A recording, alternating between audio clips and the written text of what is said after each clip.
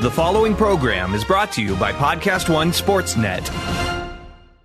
All right, listen to the Steve Austin Show. Pay attention. I want to keep this podcast free to download with minimal ads, and to do so, I would appreciate your participation in a Podcast One survey. Either go to podcastone.com/mysurvey or visit Podcast One, that's podcastone.com, and click on the survey banner. Thank you. This episode of the Steve Austin Show is sponsored in part by DDP Yoga. All right, you guys probably heard I did my very first DDPY workout with Dallas a couple of weeks ago, and I was really impressed by how much I liked the program and liked the workout. And I made a commitment to stick with the program for a couple of months, and I ain't backing down. I've been doing my regular workouts with the DDP Yoga Now app, and I can definitely feel a difference. If you don't believe me, just check out this list of folks DDP has helped with this program. Scott Hall, Goldust, Chris Jericho, Edge, Jake Roberts, AJ Styles, Drew McIntyre, Bobby Fish, Tony Schiavone, and Podcast One's own Chael Sonnen. Listen, Dallas is so positive that you will absolutely love the DDPY program and using the DDPY app that he's doing something he ain't never done before. He's going to give you 7 days free to try it out. That's a week to try the program, explore the app, get to know it, get a feel for it, get a load of all the content, and own your life, and it's completely free. Listen, DDP Yoga can work for all ages, all weights, all fitness levels. It's a kick-ass cardio workout that will dramatically increase your flexibility and strengthen your core like never before, and this is all done with minimal joint impact. Just listen to the Steve Austin Show. You can save 20% off an annual membership for the DDP Yoga Now app, which now features DDPY Rebuild. Just go to ddpyoga.com/Austin to get started. Also, Dallas will be in Raleigh, North Carolina, July 23rd and July 24th for the Raleigh SuperCon. He'll be there signing autographs and taking pictures both days. And go ahead and start planning to attend the biggest DDPY workshop ever, happening September 1st at StarCast in Chicago, Illinois. Tickets for the workshop are on sale now. Get more details at ddpyogaworkshops.com. The following program is a PodcastOne.com production. From Hollywood, California, by way of the Broken Skull Ranch, this is the Steve Austin Show. Give me a hell yeah. Hell yeah! Now, here's Steve Austin. All right, everybody, welcome to Steve Austin Show. I am coming to you from the mean streets of Los Angeles, California on a bright sunny day, June 27th as I record to open this podcast. The year is 2018, and what a dynamo of a morning it has been for yours truly, Steve Austin. I'm about to play the podcast that I recorded with Big Leon White, Big Van Vader, a couple of years ago, and I figured I would re-release this podcast because I know that it was buried back in the archives. A lot of people don't have access to the archives, and a very good friend of mine said, "Hey, Steve, why don't you replay that conversation you had with Leon White? I enjoyed it, and I think your fans and your listeners and all the fans of Vader would enjoy it as well." And I said, "Man, that's a really good idea. I appreciate it." So I'm re-releasing the podcast that I conducted with Big Leon White a couple of years ago. He was an awesome force in the business of professional wrestling. He was a good friend of mine and many other people. Like I said last week, he gave me so much good advice, and I enjoyed watching so many of his matches.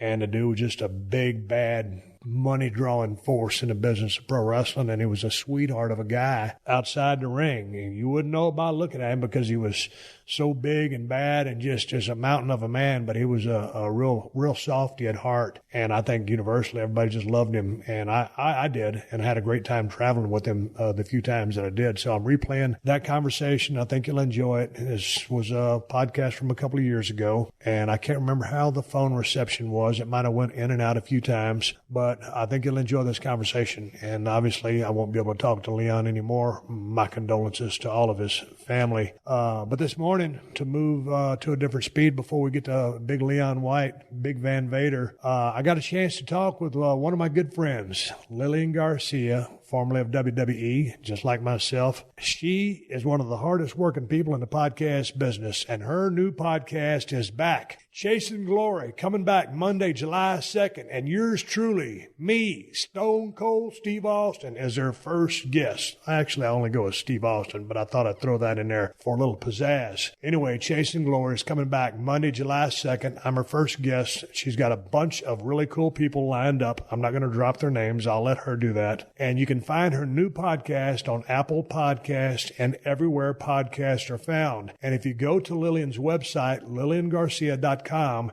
you will find all the links to her new show, Chasing Glory. It's coming back, so check it out. And like I said, I'm the first guest, July 2nd. She's got a bunch of really cool people after me, And I always love talking to Lillian because, first and foremost, she's a very good friend, and she works her ass off. She puts in the work. She does the research. She takes notes, and she's always very, very prepared, and just cool. And if you ever talk to Lillian, she's so easy to talk to, and she's so warm, and we've been good friends a long time. So bottom line is, I always love talking to Lillian Garcia, and I'm happy for her success and the fact that she's bringing her show back, and I wish her all the luck in the world. And please check out the first episode that comes back July 2nd with myself, Steve Austin, talking with the one and only Lillian Garcia, and that's the bottom line. Before we get to Leon White, let's take care of some business. They say soccer is the football of the rest of the world. Only soccer's championship lasts an entire month, and there's no better place to spend that month than at Buffalo Wild Wings. Get into B-Dubs, where they've got match day select domestic beer specials and a special sauce mashup to go along with their already loaded roster of 21 sauces and seasonings. That's enough combinations for a full month's worth of delicious cheering. Catch all the soccer action at Buffalo Wild Wings. Wings, beer, sports. Offers vary by location. Shut it down! Hi, I'm John Taffer. You probably know me because I've rescued thousands of bars, hundreds of them on TV. That's your future. Broken! I'm also a best-selling author, and I've owned and operated a bunch of other businesses. But now, I'm here on Podcast One with my new show, No Excuses. I only yell at assholes. Every Tuesday, I'm going to give it to you straight. I'm giving you all things bar rescue, insider peeks of what's going on the set, current events and topics you care about, with in-your-face analysis, and you know how straight I can be. And I'm going to have unforgettable guest interviews with the world's most interesting people, and I'm going to ask them the questions that nobody else has ever asked them. And yes, sometimes I can be a bit of an ass, but I'm going to shut it down every Tuesday and make no excuses. It's going to be the #1 show here on Podcast One. Listen to it every Tuesday on PodcastOne.com, on the Podcast One app, and on Apple Podcasts. And remember, rate and review it, or I'm going to shut you down. This is the Steve Austin Show. Before Vader, because before he was Vader, he started off in the AWA. Leon, okay, ex-football player. You watched the business a little bit. You dug it. So how do you end up getting into business?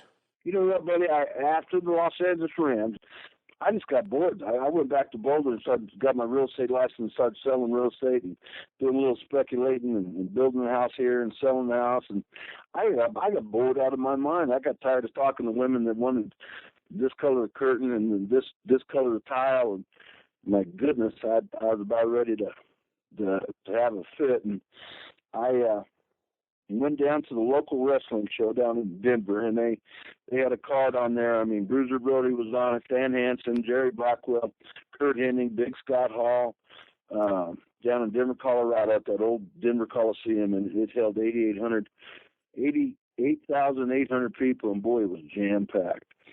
And that was exciting, I'll tell you what. And I put on a pair of cowboy boots and a cowboy hat, and I had now ballooned up to, 400 plus pounds, and I was in the gym. And, buddy, I could bench press 600 pounds. I could squat 1,000. And my claim to fame, man, is I could take 365 pounds behind my neck and jump press that weight 12, 15 times in a rep. And I used to stop the gym. I mean, I don't care where I was, if I was in Venice Beach, California, and from that just everyone stopped and looked because there was no one in the gym that could do that. Not that many reps. And that was just my thing. I don't know why I was good at it. I was good at that overhead press, and they said that's a big dude and that's a lot of weight to be jerking over your head. So I was big as a horse, man, and had gained a bunch of weight purposely for this meeting. I thought, hey, the bigger the better, right? And because you're watching these guys on TV, and you're thinking they're all 6'8" and all 400 pounds, and TV put size on people. And I walked in there and really saw the size of people and said, damn, I gained all this weight from nothing. So, but I remember I didn't knock on the door, Steve, and I just walked in, and everybody just froze, and guy named Bruiser Brody stood up, walked over, and I had my boots on, and Brody was about 6'5", and he had his boots on, and so we were about eye to eye, He was a little taller than me, but I had a big boot on. So he said, "What the you want in my locker room?"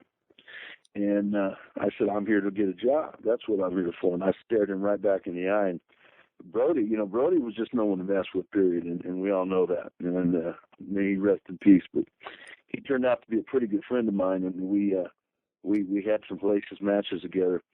But Greg Gagne was there, and a guy named Brad Riggins was there, and they come rushing over, and Kurt Hennig, they came rushing over. And said, "Hey, man, you can't be in here." And I said, "Wait a minute, man, this is who I am." And, I live right down the road, and I played football at the University of Colorado, and I played for the Los Angeles Rams, and I had my Super Bowl ring on, and, I was ready. Right. And Gene Reed, the promoter, and may he rest in peace, he said, "Yeah, I know who Leon is. We need to talk to this guy." And he calmed everyone down, so Brody went and sat down. Hey, let me jump in here real quick, Leon, because first of all, to all my fans out there, I'm sure you can assume that the professional wrestling dressing room is super kayfabe. Now, if you go way back about 25 years or 30 years when Leon's talking about he first walks into this dressing room, you're talking about triple kayfabe. I mean, dude, you just walked in a badass area where the business was protected, and if you were just some unbeknownst fan just thinking you're going to walk in on a meeting or what the boys are doing, it's a good way to get your ass handed to you. So it was absolutely crazy. So what possessed you to even just get the idea to go in there and say, "Hey, I want a job"? Like Steve, like I said, I was going crazy selling real estate. You must have been. Out of my mind. And like I said, I got a pair of jeans on and a tight T-shirt, and I was 415 pounds, and I just said, "You know what, I'm going to do it." And I stood by that door. I stood outside that door for an hour, probably at least an hour before I had the guts just to push it open or open it up and walk in. So what happens? What are you thinking when Brody comes up to you face to face, and you've only seen him as a fan sitting in a chair? He's in the ring doing his thing, and of course, Brody's one of my favorite all time. He had that look and that intimidating presence, that the size. And again, you're a big man, but you're talking about Bruiser Brody, the guy you've been seeing on TV. So, I mean, when he comes walking up to you, what are you thinking? You know what? I about shit my pants. Yeah. But straight up, I was scared to death, but I wasn't going to show it. Yep. And I stared him right down in the eye and said, "Man, I'm here to get a job." And buddy, I was scared to death. My knees were shaking, my hands were shaking, and I was scared to death because, like I said, you watch wrestling on TV, especially back in those days, and you thought these guys weren't just tough; they were crazy and tough. And so it took a lot of nerve to do that. But things calmed down real quick, Steve. And Brad said, "Listen, let me get a pen and paper before something happens." And Brad Riggins he wrote down his name and number. He says, "You're serious, call me." And Greg Gagne said, "Well, we appreciate you coming in." And Gene Reed had come over and shook my hand and said, No, this is Leon White. He was, we had an appointment. I didn't think we'd meet in the locker room like this. And Gene was getting old, but Gene calmed everyone down. And next thing I know, man, I got my bags packed, and I'm in my car on my way to Minnesota. And boy, Brad Riggins, what a trainer, what a career he's had, because he's put out some big names, And I can't name them all, but yeah, no, he's trained a lot of great guys. So, but what was training camp like for you? Because you always hear the standard, okay, we're going to do Hindu squats and push-ups, or it's all conditioning. What was Brad's methodology? I mean, was it learning how to take a bump? Brad obviously is known for his Olympic-level wrestling, great amateur background. So what was his protocol to teach you, who would go on to become Big Van Vader, but right now you're still Leon White? Well, buddy, he broke us into groups, and there were some kids there that, maybe didn't possess the athleticism, and he knew what he was doing. He was really good at what he did. And we started off with a 2-mile run, and at 415 pounds, that was it for me. I'd finished that 2-mile run, and it was like it was time for me to go back to the hotel, and in reality, it was just the beginning. Right. And then we got started for a 3-hour workout, and we started out with the basics, locking up, and Brad. He liked to shoot with us. He wanted to see what you were made of, and he said, "Do you have any wrestling skills?" And I said, "No," but Brad is. If you look at him, he's what, 5'8" or 9, and you say, "Well, heck, I could handle this guy." But the bottom line is, I mean, this guy is built like a fire hydrant, built like a Coke machine, and stronger. Back in this particular point in time, he was training for the 1980 Olympics, and then Carter pulled the United States out of it, which cost Brad millions of dollars and probably that gold medal, because he was the odds-on favorite to win the gold. Right. And this guy wasn't just tough; he was super tough. He might have 5'8", 5'9". He might have not looked like Superman, standing there in front of you. And here I am at 6'4", legit, according to that NFL tape, and 400 plus pounds, and Vince throwing all this weight around. And I said, well, heck, I just walked up and stood in front of him, and he said pair up. So I just walked over to him and thought, well, heck, I'll just throw him around and show him what's up. And, show Brad Riggins what's up. keep going. This is great. Well, Brad Riggins, he was, I mean, you talk about a wrestling fanatic. He had a big, nice house, 4 or 5 bedroom home. And he had a enclosed, because we're talking about Minnesota, enclosed pool, jacuzzi, everything. And, he filled it up with dirt and cement and just poured that pool over with cement so he could start his wrestling school. And I always thought, what a shame to cover up that beautiful pool and that beautiful jacuzzi.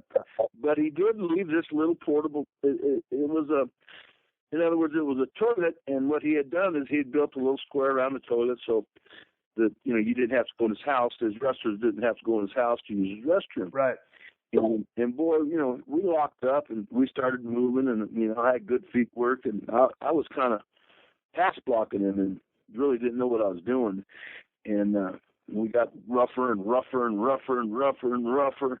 And the next thing I know, man, I am inside of this bathroom.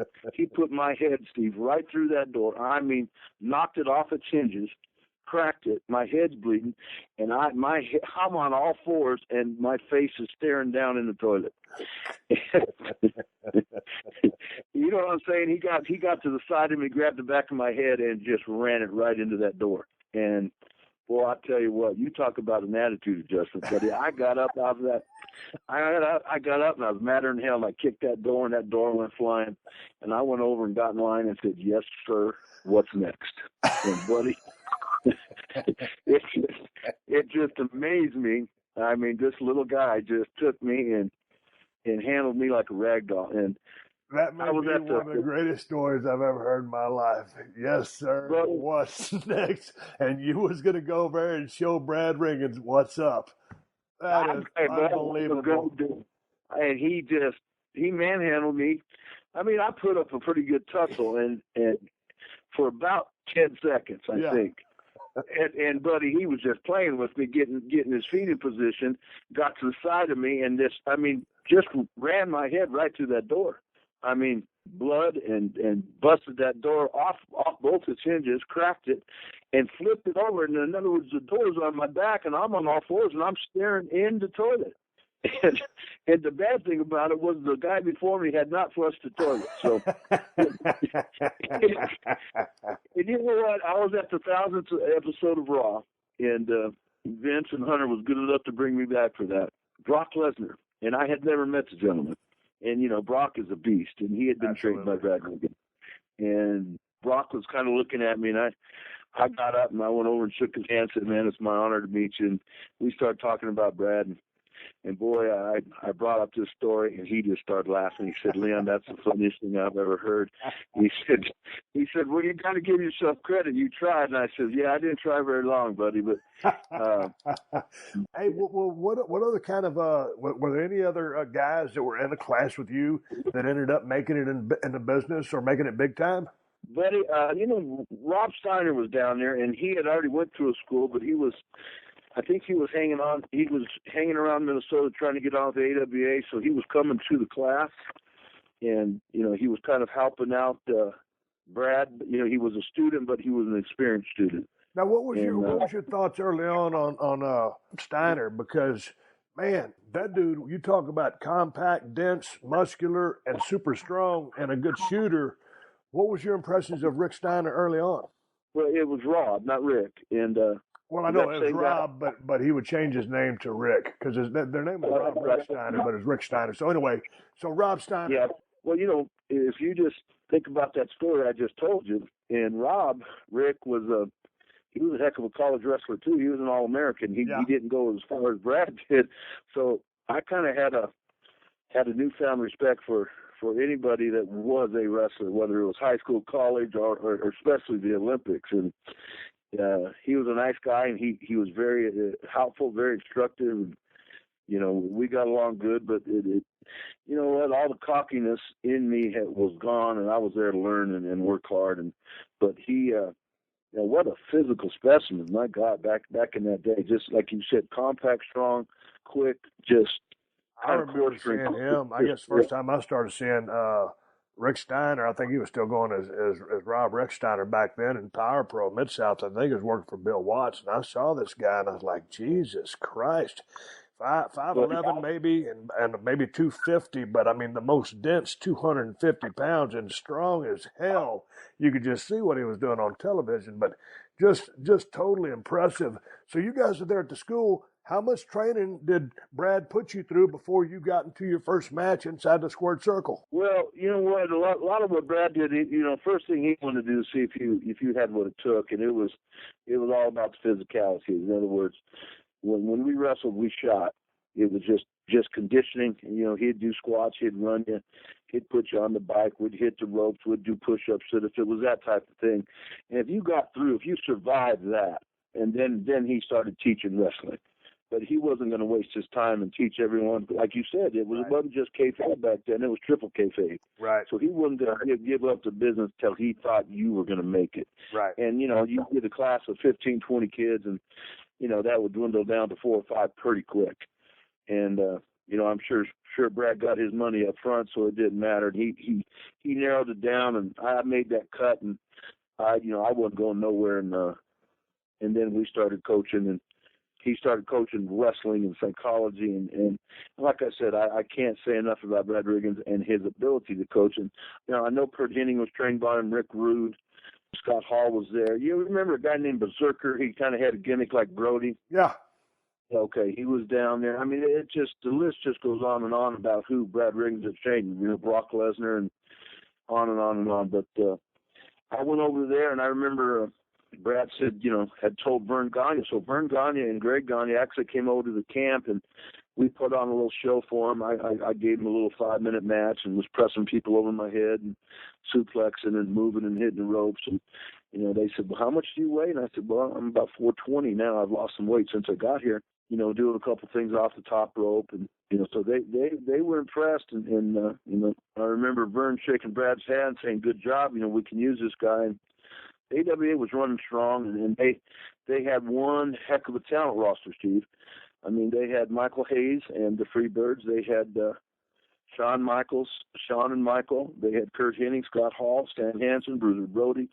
I mean, that list just kept going on and on of the talent that they had there to AWA at the time, and they were doing pretty good business. And that was back when we had the regional territories.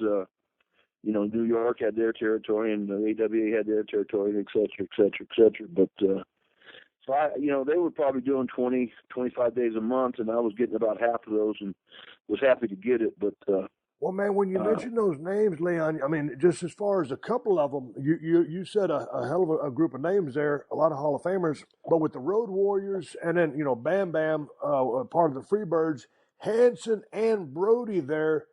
Man, that's a hell of a damn roster. So who were you working with in your first matches in the AWA? The Kurt Hennig's Hall of Famer, Scott Hall's Hall of Famer. Yeah. Stan Hansen and Bruiser Brody and Jerry Blackwell. Yeah. I mean, Jerry he was 5'10", and big guy, but he was 400 and nearly 500 pounds, and that guy could drop kick.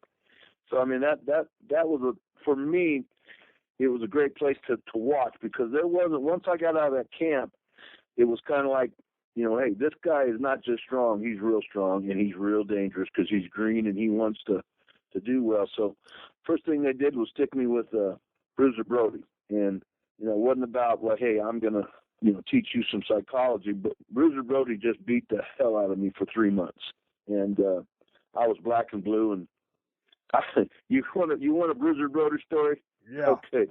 We're in Milwaukee, and there wasn't a whole lot of people, and Brody was barking around the ring, and I'm standing there looking stupid, and the referee's standing, he's barking and doing circles, and he walks over and says, Kid, just relax, stay right here, I'll be back. And we were in that Green Bay, Wisconsin indoor auditorium, and it must have held 50,000 people. Brody's barking around all the people and then took off and went all the way to the top of that stadium and was doing bark. And somehow worked his way back down, got back in the ring, walked over to me, and I'm standing there like an idiot. The bell ain't been rang, and booted me in the mouth. And let me tell you what, it was not a working boot. I took the hit on the back, and he had a chair in his hand, and the chair obviously had Milwaukee Chair Company on that chair. Okay, and it was engraved in that chair, and he hit me in the back right in front of the referee because his intent was to get disqualified, and that was it. He didn't like something. He was upset about something because I remember Nick Bockwinkel was the booker, and him and Nick had some words before the match. Maybe it's because he had to work with me, because I was just greener than green. I don't know. But he booted me in the face. I went down. I got up. He took that chair and hit me in the back. Steve, I've never been hit so hard in my life, and I'm talking about throughout, as a rookie with the Los Angeles Rams. You remember a guy named Hacksaw Reynolds? Yeah. Okay. Well, Hacksaw was just a man. I mean, he was 6'2" and 275 pounds, and boy, he got right in front of me, and he came in on a blitz and a pass, and he hit me right under the chin and knocked me out cold. And I thought that I'll never get hit harder than that in my life. And Bruiser Brody hit me with that chair, and it literally knocked me out. I went down to my face, and I was laying there in the ring, and I couldn't move. I opened my eyes, and I actually took my fingers in to make sure they were open, and I still couldn't see. All I saw was black. And I went into the locker room, and Kurt Pitting, who was just in my book was one of the all-time great individuals, just fun to be around. I drove with him and Scott. Scott and I had developed a friendship back then, and Kurt Hitting. And Scott came over and said, "Let me see your back." And he starts laughing, and he got everyone around there. And on my back was imprinted the Milwaukee Chair Company. And he had hit me so hard that the lettering had made an impression on my back. And you literally could read it.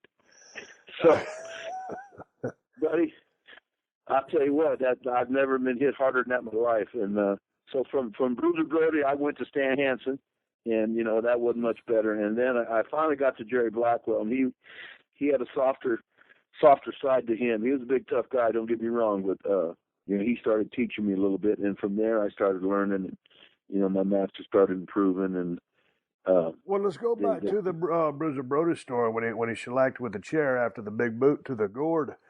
Usually there's a little conversation that happens after the goings on in a match. Did you say, "Hey, what's up," or shake hands, or say, "Are you just going about your business?" Because obviously you went out there thinking you was going to work a match, and not so much.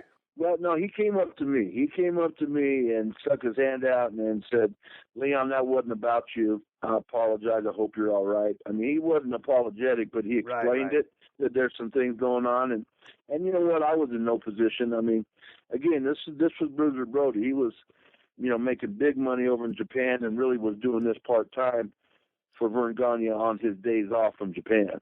But he had a full schedule with Bob, as did Stan. So Stan and Brody would come together, and Stan Hansen in his prime and Bruiser Brody in his prime. Let me tell you what, there was two mean cats. I mean, they could get in the ring and flat get the job done, and I can't say it without cussing, so I'm gonna let it go. Go ahead. They could get it done.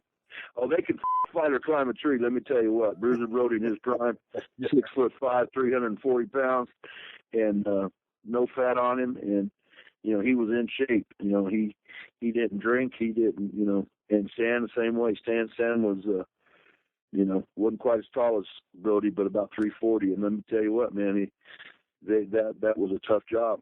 Now, how was the early matches with Stan Hansen? Because in a little bit we'll get to the some of your famous matches in Japan with Stan Hansen with the eye incident. But how was Stan Hansen early on? You're the green guy in the business. Here's Stan Hansen, several years ahead of you, a veteran and a tough one with a big name. So how were those matches with Hansen in the early days? You know, I've never had a match quite like the one I had with Brody, but you know what? Stan basically said, you know, his attitude is, so you want to be a wrestler. You know, you're a big football star and you're a big kid, and you know, he heard all the stories about how much weight I was throwing around in the gym, and you know, it's kind of like marking your territory. And he did that. I mean, you know, I've taken that clothesline and just flipped me end over end, all 400 pounds of me, and I've taken his big boot, and it was kind of a process with me. I felt in my mind that there was dues to be paid, and then, you know, you had to take what they were given and keep your mouth shut and get back in the next day to a degree and for a period of time. And that's what happened with me. It's like, you know, I took it. I felt I paid my dues, and then there came a time and a point where it just all of a sudden, yeah, you know what, I am 400 pounds and I can bench for 600, and you know what, I don't think you could do this if I don't let you do it.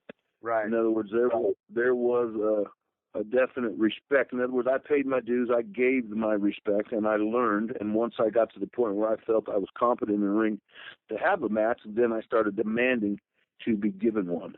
And if it didn't happen, well, then you would you'd have to prove it. Yeah, but that's the process. Yeah, go and pay your dues. You're going to take some shellackings as part of that process, and along with that paying the dues comes the learning curve, and then all of a sudden you start equaling things out, and it's like, okay, now here's what the story is.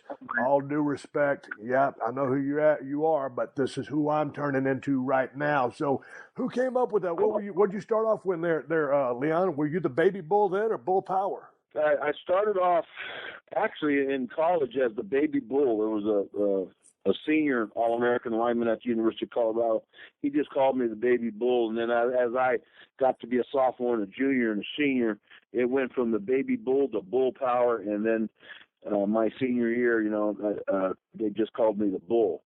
And so I naturally took that nickname from college football and thought, hey, the bull power. And I got some leather straps around my wrists and shaved my head and put, you know, I was going bald anyways up top, so I, you know, got those horns and, you know, kind of took that idea off the Road Warriors a little bit and just tried to come up with something. And so I was started out in the AWA as the bull power, or just the bull. Okay, and, so the Road Warriors are there. That when they saw you do the haircut gimmick, were they saying, "Hey, this is gimmick infringement," or were they cool with what you were doing? They didn't say a word, buddy. I mean, you know, they were, you know, the Road Warriors were #1 tag team in the world for a long, long time. Yep. And they were making a ton of money, and you know, I always got along with Animal and Hawk, so they never said anything. And you know what, my hair was so light, and Hawk was pretty similar to mine, and then Joe's was different. But I remember having a conversation with Hawk. I said, you know, with the way my hair is receding and getting thin, I really don't have anything else to do other than shave it. And I tried that, and that didn't look good, so I grew the horns back, and they were fine with it. They were, you know, again, they were making a ton of money on the gimmick sales, their merchandise, and they were getting paid a lot of money. And you know, it didn't affect them, and it just wasn't a problem for them. You know. Did you see Shawn Michaels and Marty Jannetty were there as the Rockers, Midnight Rockers? Did you see greatness on those kids at an early age, or did you just think there was a couple of pain in the ass guys who were pretty athletic and all the girls liked them? Well, you know what, that was the case. They were a pain in the ass, and they did have the girls. Let me tell you what, Shawn and Marty had they had a following of little girls, just, you know, little 15, 16, 17, 18-year-old women just go from town to town, and big crowds came. They were talented, though. And you know, specifically Shawn, he had been in the business at that time less than a year, and you know, he could have a great match in his sleep. And he had the long hair back then, and you know, he had the blonde hair, blue eyed, pretty boy, and buddy, let me tell you what, he could flat go. that it was impressive to see Sean at that early age. It was just natural for him. Marty obviously was, the second part of that tag team, and was very good at himself. And, he looked good and was tan. But I'll tell you what, it was impressive to watch him. And then again, that whole crew was Hall of Fame. Kurt Hennig's in the Hall of Fame. Oh, I know. I know what you thought about Kurt. And I know you struck up a friendship with Scott, and he just got into the Hall of Fame. And, of course, I followed Scott from way back. And, man, a very, very talented guy. But what were your early impressions of the Freebirds? Michael Hayes was to me, he was the kind of the leader of that group. And, then, of course, you had Bam Bam, who was a big, talented man. The third part of that group, I forget his name, and I apologize. I'm sure you'll know. Buddy Roberts. Yeah, okay. To me, of all the talent that was there, to me, the Freebirds was the best act on the show. I mean, and I'm talking about from the point, and especially Michael Hayes, from the point of walking out the curtain and getting in that ring and putting on a show. And we're talking about tag team specialists. They always work 6 minutes. And man, I'll tell you what, I was a mark watching these guys work. And Bam Bam was what? He was right around 300 pounds, and probably, I don't know, 6'3" or 4. And Buddy, he could move. He could flat get it, and he'd hit those ropes and move. And they had their act down from Japan. And did you work with Gordy any over in Japan later on? No, I never hooked up with him. I was with Inoki, and he was with Baba. Right. Him and Dr. Death hooked up quite a bit. But for the era, they were ahead of their time. Not only work in the ring, but the whole thing, the music, the hair, the look, and everybody else was kind of a step behind. But, I mean, of all that talent there, you talk about Bruiser, Brody, and Stan. We've been through this list. I thought the best of that group in that era were the Freebirds. They had it all. When they came to Dallas, I was playing football at North Texas State University. I used to drive up to the Sportatorium and drink beer to watch the Von Erichs fight the Freebirds. And that damn Michael Hayes used to piss me off to no ends, which he was doing his job. And he's one of my favorites of all time. And he talked trash all day long.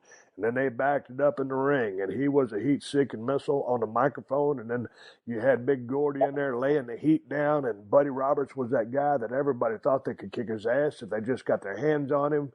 And it was just pandemonium there in the Sportatorium. So I was a big fan of the Freebirds. Surprised they're not in the Hall of Fame yet. But talking about the Hall of Fame, they've got the Four Horsemen in there, right? So they have the ability to put a group of people in, like a tag team. And I know Michael is Mr. Hayes is associated with the WWE. I believe he works for him, and I don't know why that hadn't happened, because the fabulous Freebirds are, wow, they were 20 years ahead of their time and could flat entertain, put on a show. And probably of the three, Bam Bam was probably the best worker. Yes, but it wasn't about individual work; it was about that team effort in the show. The bottom line was entertainment, and they flat got its job done. But I was really impressed with Michael and the look, and like you said, he could get it on the mic. But how was Verne to work for as a promoter? Well, my mom always told me, if you don't got nothing good to say, you probably shouldn't say it. But he paid good money. Yeah, and if you were on the show and he did well, I thought he was fair, especially to me just starting out. Verne Gagne was actually running the show, and Verne kind of took a back seat. And there was a gentleman by the name of Big Otto Vance that had actually had the world title. I mean, we're talking going back now. This was one generation of AWA talent, and then you went back to Andre and Hulk Hogan and that group with the AWA, and then they all migrated up north, up to Vince McMahon and the WWF at that time. And then he refilled it again with this new group. And you know what? I haven't mentioned the Road Warriors. They were part of this group too.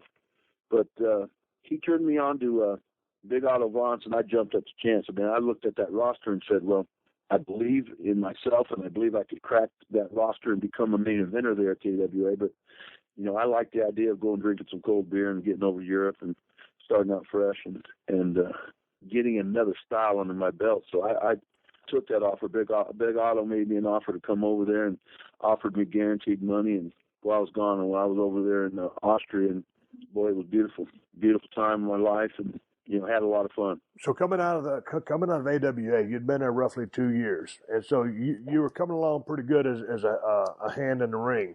Yes, sir.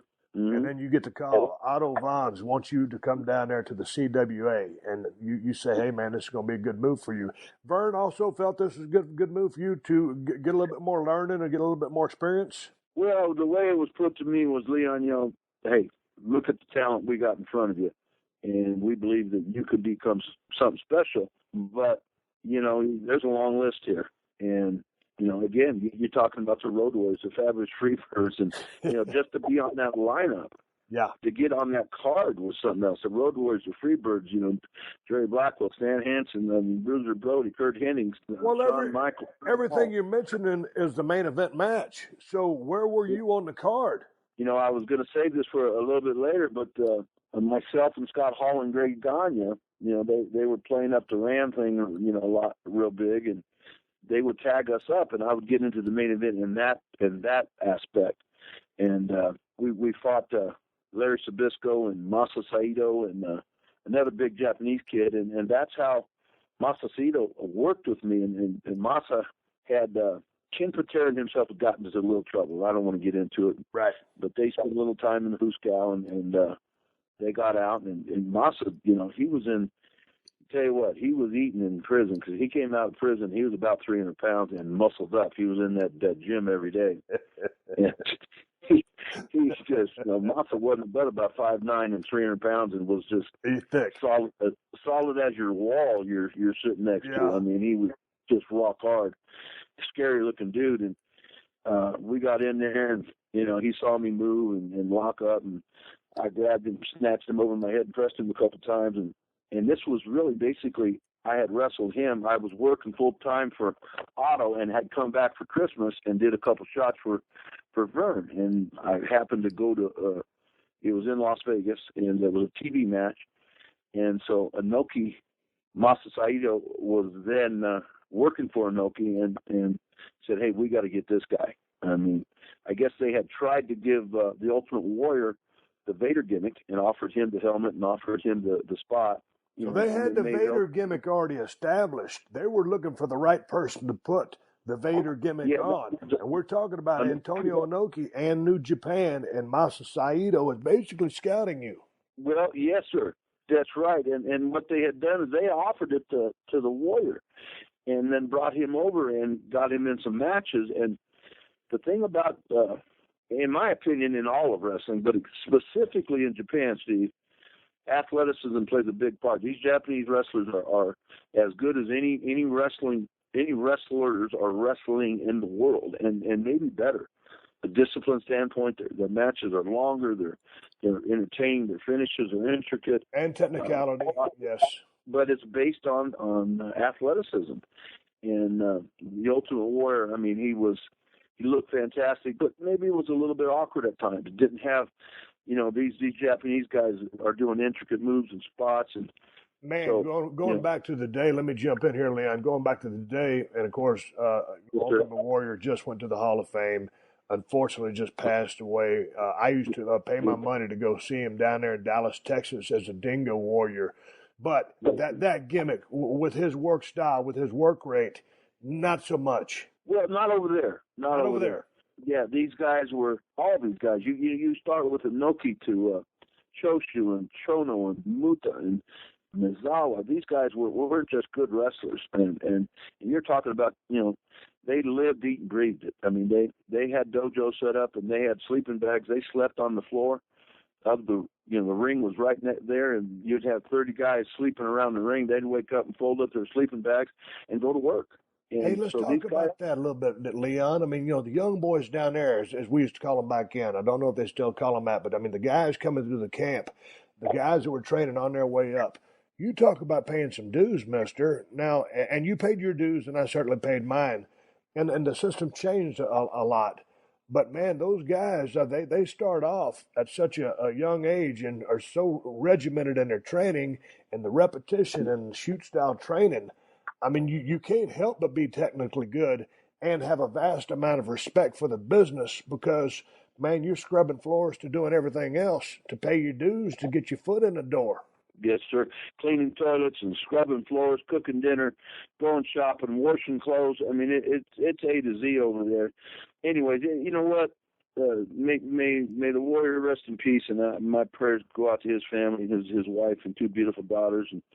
But that gimmick just didn't work out for him, and so that match that I had in Vegas with Masa when I was in Europe. Next thing I know, Inoki had sent over a guy named Masao Hattori, who was a referee, and he came over there, and Otto welcomed him with open hands, and I believe we were in Hanover, and I was in a match, and next thing I know, I got an offer from him to go over full time and work for Inoki, and it wasn't just more money; it was substantially more money. And Big Otto, he got pretty mad and had a few words with Hattori and said, I treated you like a gentleman, and you're over here trying to steal my top hand, because I was Otto's world champion at the time, and right. It was a hard situation for me because I loved Big Otto and I loved Europe, but I'm a young man and trying to buy a house for my family and feed my kid. And so it was a situation where, I just couldn't say no. And so I was off to Japan. All right, let's take a quick pause for the calls and give big ups to Geico. Go to geico.com, and in 15 minutes, you could be saving 15% or more on car insurance. That's right. Save hundreds of dollars on car insurance at geico.com. Extra money in your pocket? It may just be the most rewarding thing you do today. Speaking of rewarding, why don't you reward your body with freedom from muscle cramps? If you're one of the millions of Americans who suffers from muscle cramps in your legs and feet, relief is finally in sight. TheraWorks Relief is a topical foam. It's clinically proven to relieve muscle cramps fast, and with daily use, TheraWorks Relief can even prevent muscle cramps before they start. Finally, you'll be able to get a good night's sleep and do all the activities that you love and not worry about muscle cramps. TheraWorks Relief is a life-changing product, and best of all, you don't need a prescription. It only takes minutes to apply, absorbs quickly, and it really works. It's time you made it yours as well. Get TheraWorks Relief today at select CVS, Rite Aid, and Walgreens pharmacies, or at TheraWorksRelief.com. That's TheraWorks Relief.com. All right, let's do the Steve Austin Show. I got something for you. I want to keep this podcast free to download with minimal ads, and to do so, I would appreciate your participation in a PodcastOne survey. The responses will help make sure that the right advertisers are matched up with you folks, the audience. The survey is short and will take no more than 5 minutes of your day. Either go to podcastone.com/mysurvey or visit PodcastOne, that's podcastone.com, and click on the survey banner. This survey will go a long way in making the Steve Austin Show a lot better than it already is. And that's the bottom line, because I said so. Thank you.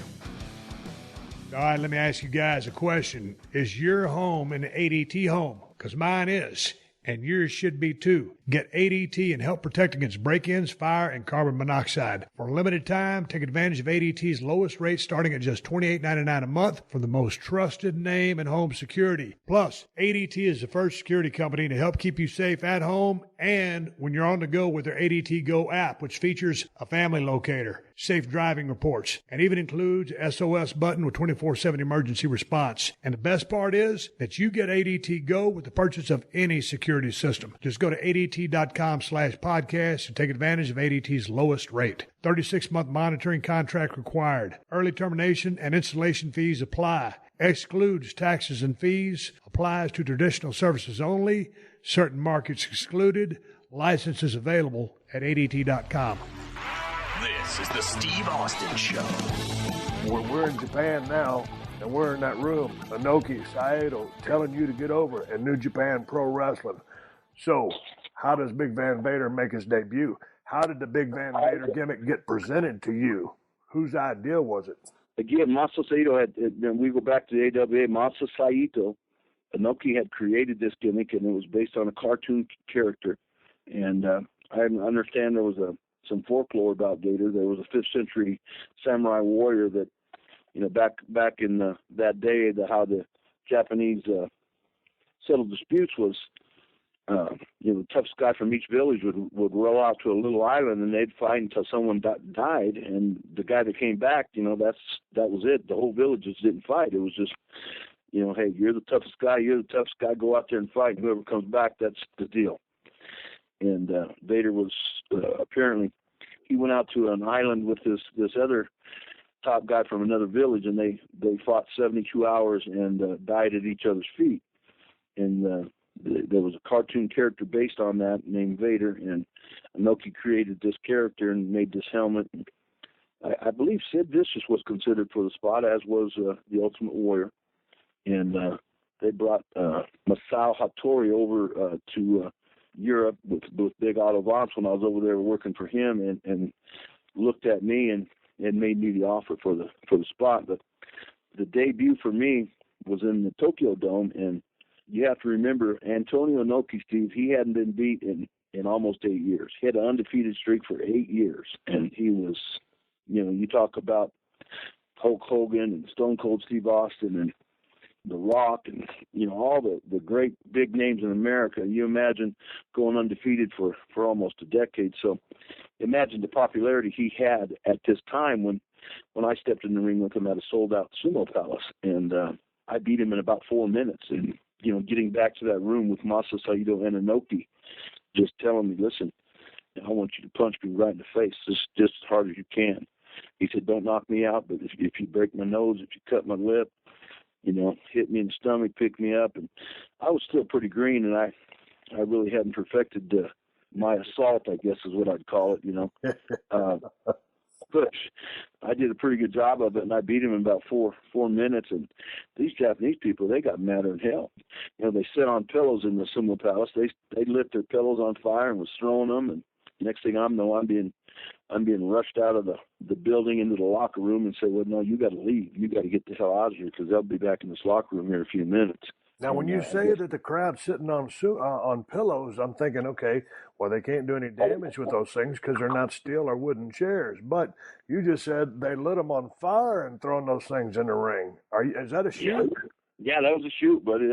Jesus Christ. So you guys end up getting banned from the building, right? Yeah, we got banned from the building for, God, I think it was 2 or 3 years. So where'd y'all perform after that? Well, there's a number of stadiums. I mean, Sumo Palace was a good arena, and it held, I don't know, 25,000. Now, okay, are they mad because he lost, or is it heat directly on you because you just beat the shit out of him? Well, after the match, they had told me to keep on him, and in other words, he was laying there, kind of knocked out from the finish, and then the damage I had done, he was laying on the floor, and they told me to go over there and pick him up and set him up in the corner and give him a few more punches, and then the ring filled up with, all the young boys, and 10 of them. And, I told them just to, don't crowd me, feed me one at a time. And I beat up 10 guys. And then they got mad at me.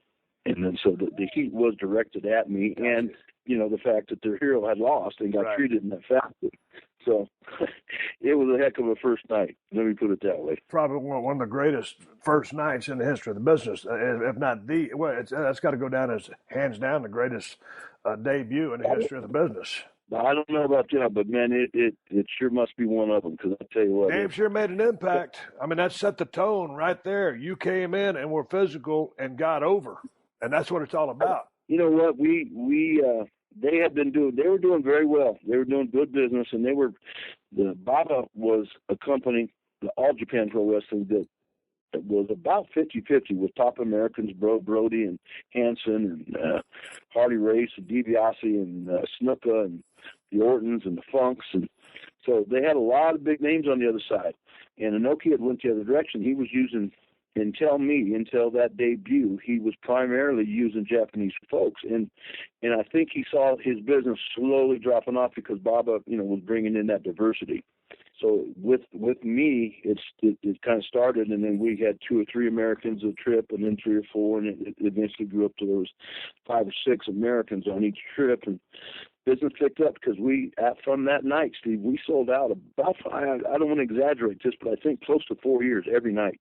From that night, it was just sold out wherever we went. And man, that reminds me, Leon, of because I went to New Japan on 1 or 2 trips through WCW, and it was almost like shades of the competition between those 2 companies, New Japan and All Japan. I mean, it was a real deal. I mean, it was total competition. It reminded me of the Monday Night Wars between WCW and WWF that would come way down the road. But, I mean, it was heavy-duty comp. Did you guys ever mix when the promotions crossed paths? You know what, Steve? Not until we did a Tokyo Dome. And I don't know. I can't really remember the number. There was 75, 85, maybe 90,000 people there. And that was a cross-promotion. All Japan had their folks there. Chinru was there. There were 4 main events, and Stan and Hansen and myself were one of them. Stan was the world champion for Baba, All Japan Pro Wrestling, and I was the world champion for Inoki, New Japan Pro Wrestling.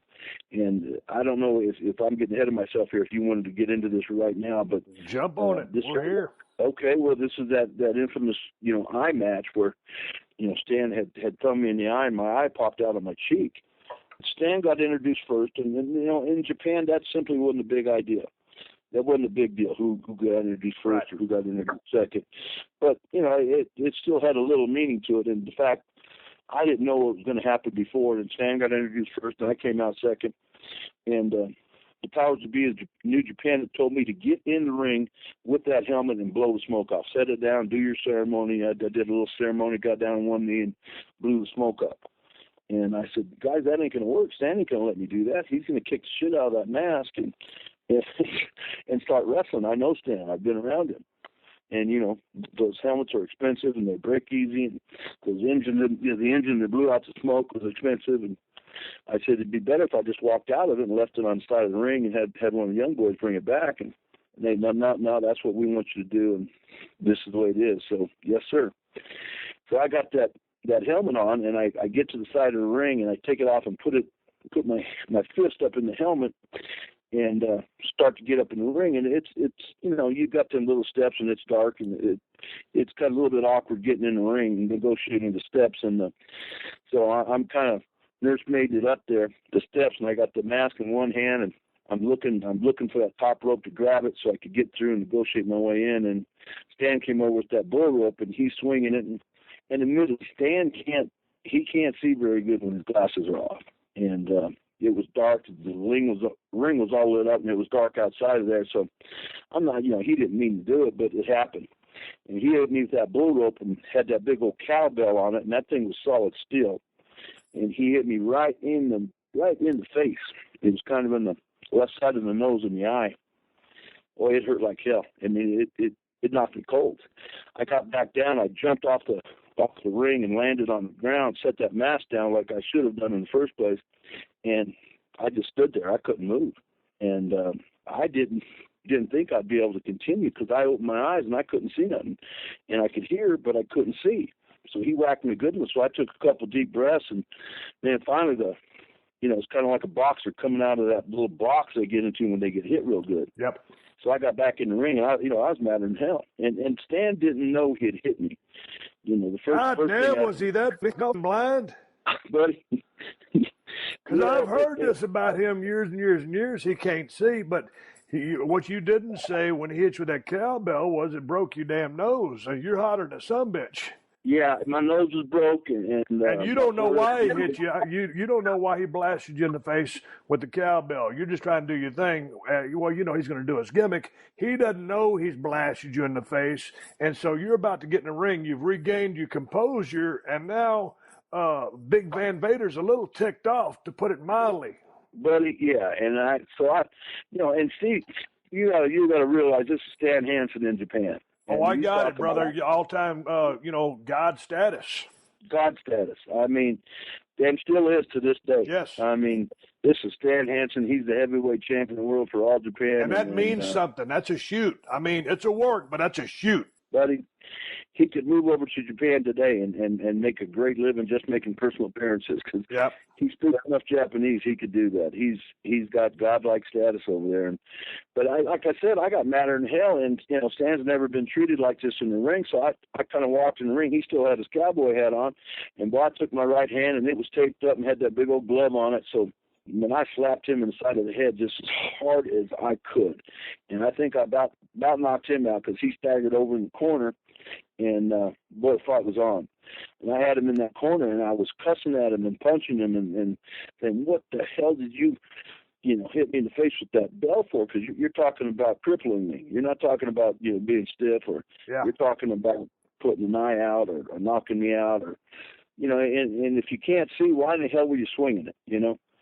It was crazy, and I was mad, and so I was laying him in there, and I caught him with a good one, and I buckled his knees, and he gave me 2 quick lefts. Yep. And the first one caught me in the eye, and he had his thumb out, and he thumbed me in the eye once, and he thumbed me in the eye the second time, and my eye popped out on my cheek, and I tucked my eye in and wrestled 27 more minutes. But it's just something within you and that was in me at that moment that it didn't cross my mind to quit. And what I had my eye was hanging on my cheek, and I should have quit.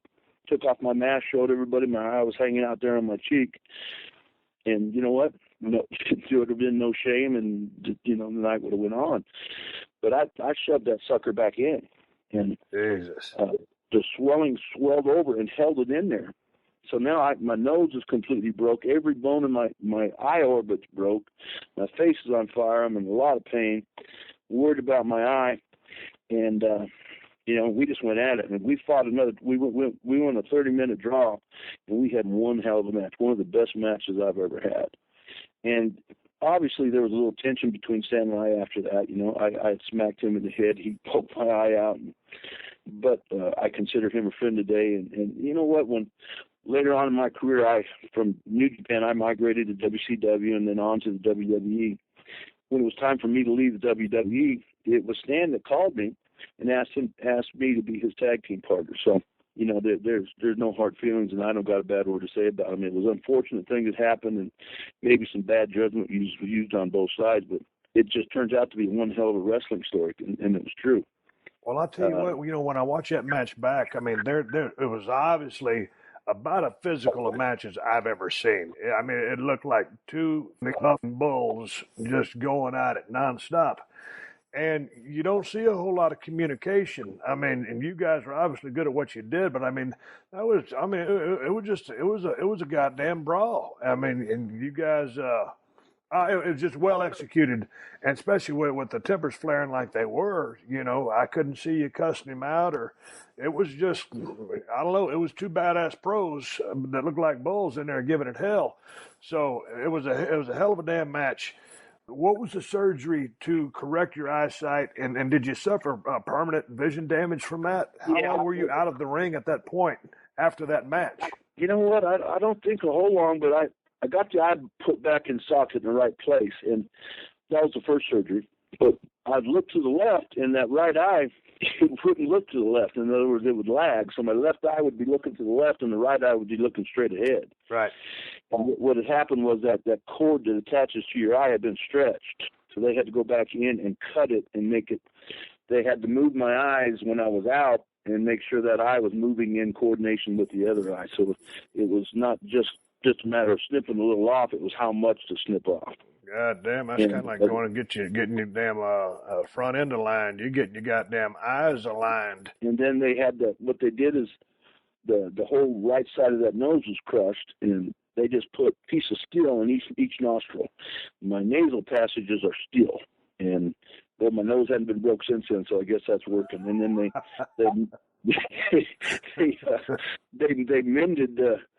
they mended the eye orbit because it was broken 8 places, and they cemented that all up. And so I think it was like three surgeries in total, and got that eye back in place. And can I flip the script here on you? When you got hurt, when you got apologized, and when you were laying there on your back, I mean, your whole body went numb. You had no feeling in your whole body, right? No, I couldn't move a damn thing.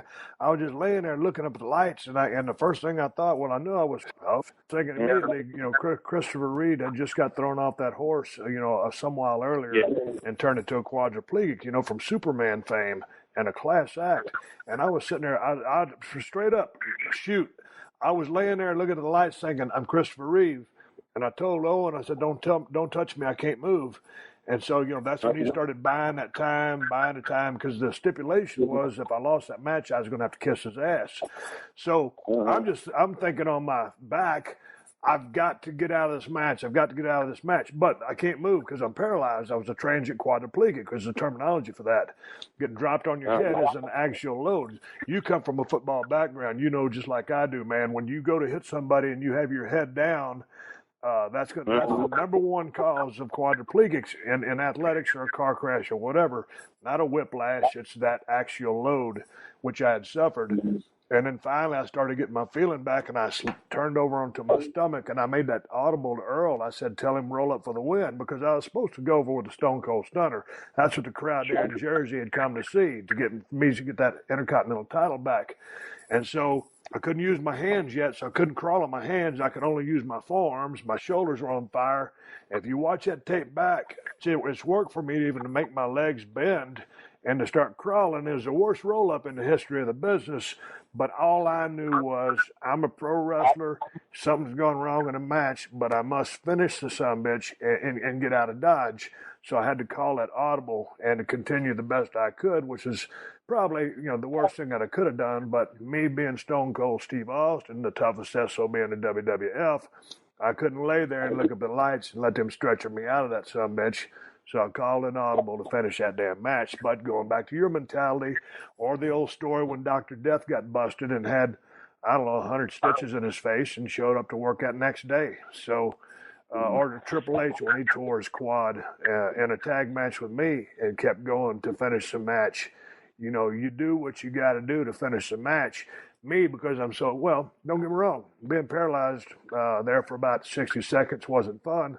But boy, when you think about your vision and you have all your faculties about you and you think, I can make a real conscious decision, just walk out of here and everything's okay because it's my eye.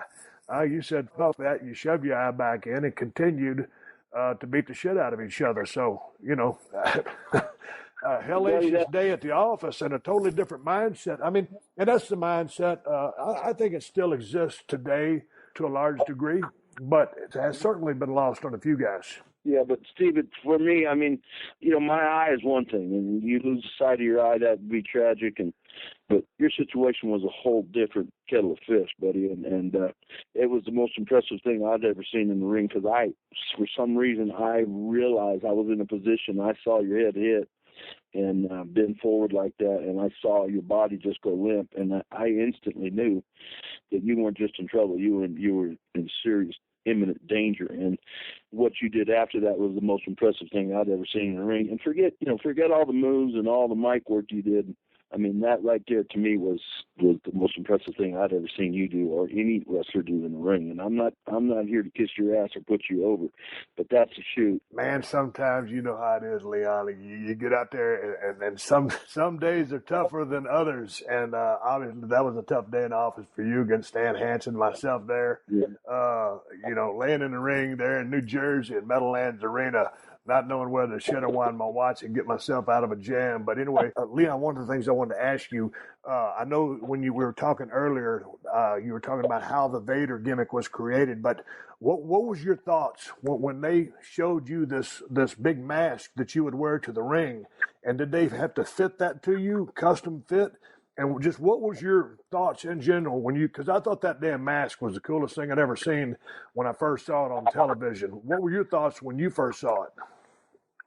But I liked it. I didn't really know what it was, but they told me it was similar to what a samurai warrior used to wear, back in the day. And it was a shoot replication, had the shoulder pads, the chest protection, and obviously this had some modifications to it simply because you had that engine in the back, and it was a pretty complicated engine.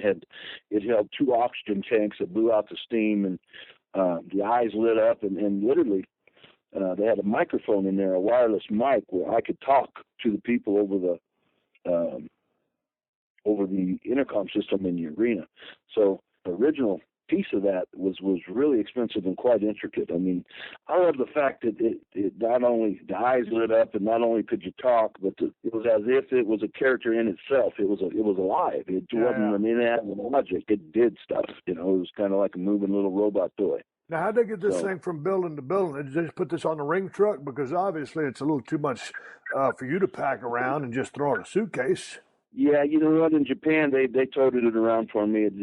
They'd take it out of the box, make sure it was working, and they'd put it on my head. I'd walk out to the ring, and they'd take it, and I wouldn't see it again. Anoki had given me another one, said take it home with you, and you can have this one forever. This one's yours.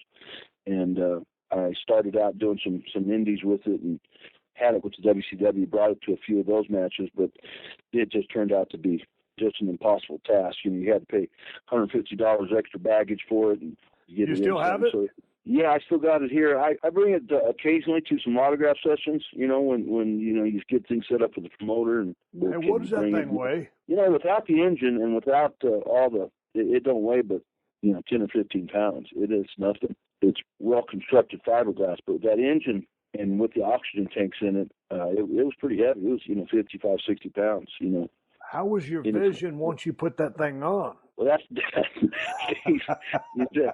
you know, you could see straight. You couldn't see to the left or right, up or down, or obviously you couldn't see behind you, but you couldn't see nothing. And I tell you what, there's no barriers in Japan. And those, you know, these little 12, 13-year-old kids, and everyone over there is in the mixed martial arts, and or they'd come over and they'd kick you in the knee. They'd get behind you and kick you in the back of the knee and the back of the leg, and they just liked that character. And you know, and wearing that helmet on and getting surrounded like that. And they had security. They had 6 or 7 people around me, but those kids would get right by those guys and they'd kick me and hit me. And they had those sticks with the chain on them. And they'd hit you with that. Yeah, man, I'll tell you what.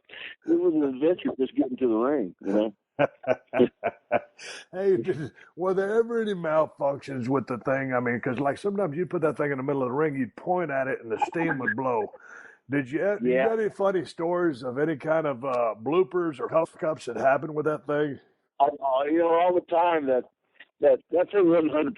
It worked most of the time pretty good. I'd probably say 95%. But, you know, you'd set that thing down and, you know, you'd look at the people and you'd look at, you know, get them going, and people get behind it. It'd get louder and louder, and people going, yeah, you know.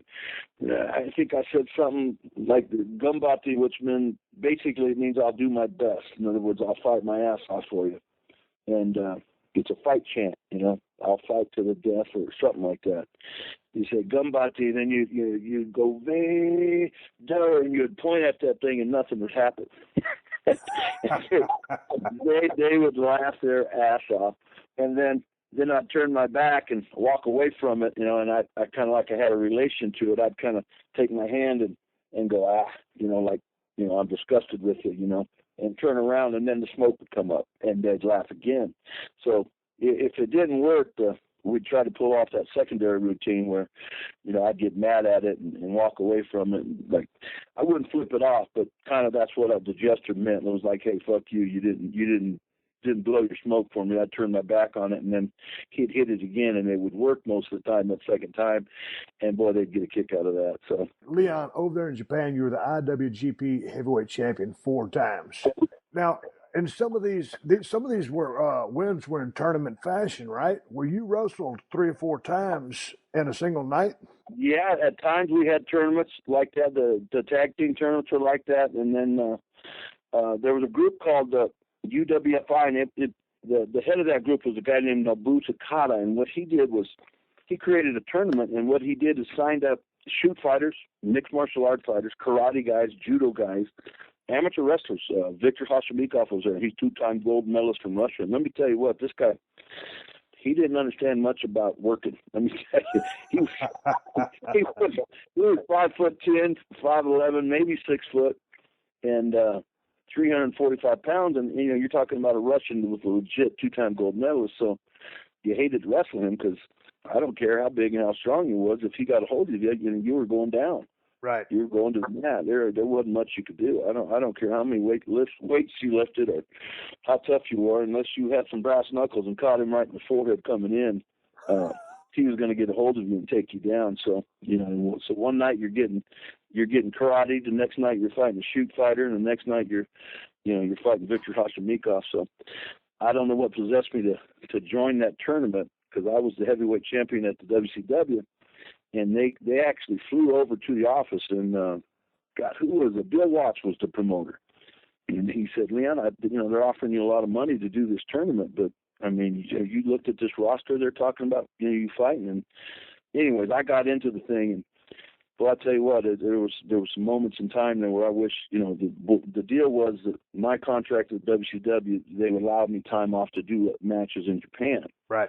So I'd fly over there and do a match and come back and fly right back to Atlanta and then start working again. And there were some tough nights, let me tell you.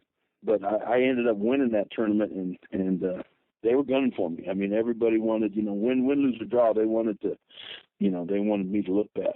Because pretty much, here's how before the match, you wouldn't call anything. It was just, hey, whatever happens, happens. And then when the referee says go home, then you'd go ahead and do your finish. Hey, out of all the Japanese wrestlers you faced in the many years that you spent over there with different companies, who were some of your toughest opponents? Noki, just being the man he was in his position, and legitimately a tough guy, very, very talented at striking and knew every submission hold in the business. I mean, he could break your ankle in a minute. So Noki was a tough son of a gun. And so there was a guy named Mitsuharu Mizawa. Yes. And he, this cat, man, I tell you what, he was 6'1", and he was probably one of the most talented wrestlers I've ever been in the ring with, Steve. He was just incredible. He knew every hold, every submission, could come off the top rope. He had the American style down. He had the Japanese style down. And I think he would have been a big star. Okay, stop right there, Leon. Okay, the American style versus the Japanese style. Define the two. What's the difference? Well, first of all, from an individual standpoint, the talent, the major talent, guys like Chono and Muta and Anoki and Choshu and Mizawa and Akiyama and Kobashi, Kinru, and all the big names, Jumbo Tsuruta, all these big names. These guys were not just good, they were excellent. I mean, in my mind, a lot of these guys I just named off are Hall of Fame caliber without question. And, I mean, physically, was there anybody ever more talented in the ring, physically talented, physically gifted than Muta in his prime? Right. I remember the first time wrestling him, and he's a legit 6'2", 6'2.5", and, big kid, 240 pounds, 250 pounds, and could do anything, physically anything, and has all that discipline and all those Japanese submission holds and conditioning that goes along with being a Japanese wrestler. So, I think there's pound for pound, wrestler for wrestler, that it would be hard to say that, that the Japanese wrestlers were less skilled or not as good as us, the American wrestlers, but they just simply didn't have the physicality in terms of size and strength to compete with us. Because guys like Stan Hansen and guys like Brody, regardless of how good you are, I mean, Brody at 6'5" and 340 pounds, he's going to kick the shit out of you, and that's the bottom line. But they did work a strong style over there, much more stiff or snug than American style. Yeah, and again, across the board. Across the board, you bet, Steve. And that, goes back to my stories. Shit, Steve, I had a hell of a run in Japan, from New Japan to All Japan to that shoe group to Noah, all four companies, I had a great deal of success, and we drew big money and big crowds, and it was an adventure to say the least. But so when you were working over in New Japan, you're working New Japan, and then all of a sudden you start making shots for WCW. All of a sudden they say, hey, we want you here full time. So you sign up with WCW, and who was running Dusty was booking at the time. Yeah, Dusty was booking at the time. Okay, and he brings you in and says what? Go get over? Here's the deal. Now, here's where two things happened to me in the WCW, because I came over there and just out of common sense, I realized that this isn't Japan, this isn't Europe, this isn't Mexico. You had to tone it down. So I was working what I thought in my mind was half of the type of aggression that I would have used in a typical match in Japan. And I guess we're talking about being stiff or unstiff or just being aggressive and doing things that the American crowds weren't used to seeing. And I cut it down in half, and then I was blessed by two things. A guy named Steve Boyer. And Steve is, without question, one of the greatest wrestlers in the history of the sport. Steve sat me down and talked to me, and said, I know what you're used to. We've had that first match together, and we got good chemistry, and the crowd liked it, and he knew what was going on before anybody, and basically said, you don't have to. He said, I'm going to be there for you. You don't have to do this, and you don't have to do this, and you don't have to knock me out. And I'm gonna be there for you. Right. And I owe a lot to Steve, because what he did for me is, he slowed me down and realized I could get over and do a lot less and get a lot more out of it. And yet, person to what everyone else was doing, I was still perceived as that, that big aggressive monster. And so I thought my time in the WCW was productive and worked well, and, had a hell of a run down there. The other blessing for me, of course, was Harley Race, and the one and only Harley Race, the great Harley Race. And, talk about having an encyclopedia of wrestling knowledge in your corner every night, and then, traveling down the road with him. And Harley had a great deal to do with the success of that team, Big Van Vader and Harley Race. And, my hat's off to him, because Harley was the type of guy, he wouldn't say, in terms of advice to me as my manager in the ring, he wouldn't say nothing unless I asked for it. If I asked for it, he'd give it. And, boy, I'll tell you what, it was a real blessing. Those two things, to be hooked up with Sting right away and learn the American style and learn how to, get through the ring without pissing someone off because you're a little too aggressive or you're too stiff or something like that. And then having Harley's type of wisdom and knowledge and experience behind you and with you, it just was a tremendous blessing for me and the character Vader in WCW. Well, going back to Singer for a second, when you first came in and you guys started working together, did y'all sit down? I mean, before you guys even touched, or was it after that first endeavor when it was pretty damn snug? And you guys had tremendous chemistry. I mean, it just seemed like you guys were peanut butter and jelly out there. And man, that guy, he took you were pretty gentle. That being said, you're gentle and still getting, pretty mauled. And it just never ever to me seemed like he pissed or moaned or did anything, and always pulled his end of the wagon just as much as you did, and just was the perfect opponent for Big Van Vader. Steve, just again, I mean, me starting out with another wrestler, I don't know. I got to take my hat off to Dusty Rhodes. Dusty's a talented man. He allowed me the freedom in the ring to do, what I thought was best. And again, Dusty would coach me from time to time about in-ring work, but really on the mic, I mean, he would sit there and talk to me, and he has a way of communicating things. For me, it was a combination of Harley Race and Dusty Rhodes and Sting for me to have the success and the run I had down there at the WCW. But Sting was patient with me. He was obviously an extremely tough individual, and every now he'd catch a shot. I'd catch a shot on him, and he said he caught me pretty good on that one, but that's okay. The rest of the match was good. And he said, Leon, did you hear a difference, the cheers between that potato you gave me or the other times? And I said no. And whose idea was it to put you and Harley together? Did Dusty come to you out of the blue and say, hey, we'd like for you to have a manager? Or was it your idea? Harley was actually wrestling when I first started doing shots. I was full-time for New Japan and came back, and I forget how it happened, but I got contacted, would you like to do a shot for the WCW? And I think my first appearance was at a pay-per-view with Tom Zink. So I brought that mask out there and blew the smoke, and, thank God everything worked out well. That everything worked just right that first time. And Tom and I went out there, and it was pretty much, 6-7 minute squash match. But Tom put me over big time. Tom, man, that dude had a great physique, good-looking guy. He could work his ass off. Yeah, he really could. And I caught him in a cross body.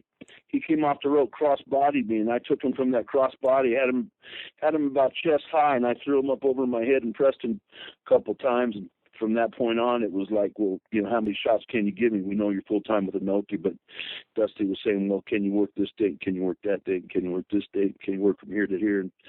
And the good thing about Japan is you'd go over and work 5 weeks straight, but you'd come home for, a month and a half. So you'd have plenty of time to do both. And that's where it started for me with the WCW was Tom Zink. And again, I just can't say enough about Sting and what he did for me. So, you guys are riding down the road, you and Harley Race, who's an 8-time world champion, and he never would give you any advice unless you asked for it.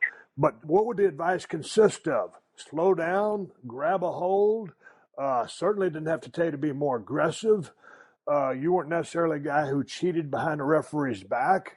So in what ways was Harley able to help you up your game, or any kind of advice that he would give you? What would it consist of? He had great spots. He would see a situation and say, well, now what if you would have done this and then this instead of doing what you did, which was this and this? He said, you see how that would have fit.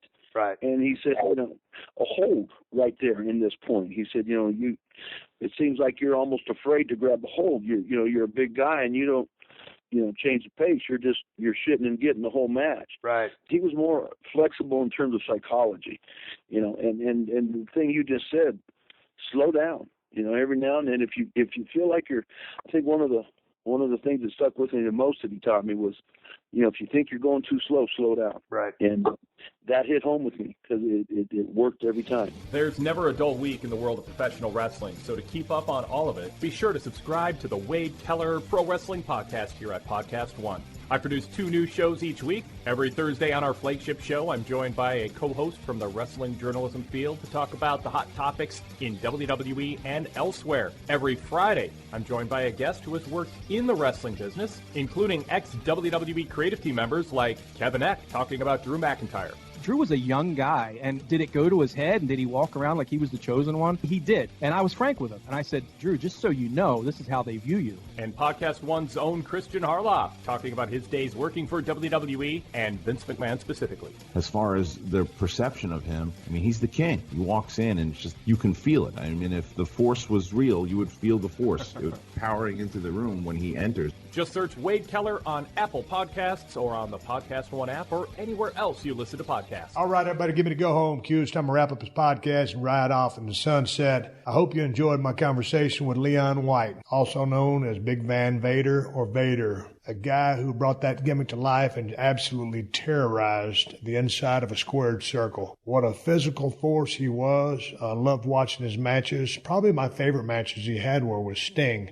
And he had some good ones with Ric Flair, but I loved his matchups with Sting because they just really seemed to complement each other with the skill set and move set that they employed and that fire that Sting had back in the day. He was such a force, in his WCW days, in those early days, and Leon really brought him to life and vice versa. So they were just great opponents, and I love watching those matches and traveling down the road with him and Harley Race, listening to stories and shooting the breeze with those guys was a real honor, and I had so much fun knowing Leon. I know we'll all miss him, and the pro wrestling world will miss, all the contributions that he made to the business of pro wrestling. Man, a guy was just an unbelievable entertainer and a true badass in the ring, and that's what pro wrestling is all about. His style and the believability and the realness of it all. That was Big Van Vader, and Leon White made that all come to life and made it all happen. Hey, man, ProWrestlingTees.com/Steve Austin has all my T-shirts from Broken Skull Ranch. We're about to come out with some new Nevada edition stuff, so stay tuned for that. And the best damn IPA on the planet, in my opinion, is Broken Skull IPA from El Segundo Brewing Company. If you live in California, in the Southern California part of the state, you can find it at Whole Foods and Total Wines. Northern California, I'm sorry. I don't think it's being shipped up there. If you cannot get to Southern California, here's one for you. Try BineandVine.com. That's B-I-N-E and Vine, V-I-N-E.com. BineandVine.com and see if they ship to a state that you live. And if you're looking for a badass pocket knife, which I recommend everybody have at all times, 24/7, always ready. Cold Steel Broken Skull Knives and myself came up with the Working Man and the Broken Skull. And those are 2 badass pocket knives at different price points. Always ready. Amazon has the best price on both knives. Just go to Amazon.com/shop/Steve Austin or go directly to Cold Steel Knives website and check out all the badass things that they make. And I want to say one more thank you to all the fine sponsors of the Steve Austin Show, especially DDP Yoga, Buffalo Wild Wings, Geico, TheraWorks, and ADT. That's how I'm able to do this podcast for you twice a week for free. Please support them because they support us. And you can find all my sponsors at PodcastOne.com under the Killer Deals button at the top of the page. Folks, until next time, my name is Steve Austin, and I will catch your ass down the road. This has been a Podcast One production. Download new episodes of The Steve Austin Show every Tuesday at PodcastOne.com. That's PodcastOne.com.